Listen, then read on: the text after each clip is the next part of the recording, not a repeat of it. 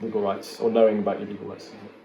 I think the law is particularly relevant at the moment with a lot of things that are going on in sort of the political climate, with Brexit, with the sort of prorogation of Parliament. I think it's very important that we understand their individual rights and sort of the relationship between different branches of government.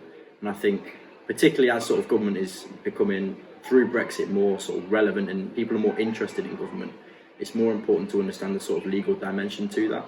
And then also things like just going to university and sort of more individual things. I think it's important to realise that the law does have a role in your everyday life. You know, every time you get on the bus, you're making a contract, for example. I think it's important that people understand that there is some genuine interest that people should take in the law because of its impact in everything that we do. How much legal education have you had in school so far? Honestly, not very much. It's been quite limited. Not to try and criticise the school or anything, but I think I've not had the best legal education up to this point. I didn't really know anything about the law until today, to be honest. And I think maybe that should be something schools start to implement more. And what do you think you've learned from the experience today with Leducate? What have you learned from that? So I've learned a lot about sort of sexual health and consent, and also I think particularly about consent, the way that the law can be interpreted in so many different ways. We had a question sort of about whether a certain situation would be consent, and everyone sort of half and half came to different answers, and both answers were sort of based on different avenues of legal reasoning.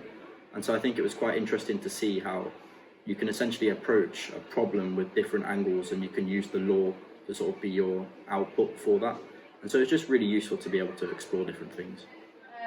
Lots of different sort of grey areas that can occur with things like consent and sexual assault. So I didn't know that it had to be like penetration to be considered rape, which is quite interesting because then it's almost a gender argument where it's not necessarily fair in some ways because it affects men and women perhaps in the same way, but the way we define that legally is a little bit different.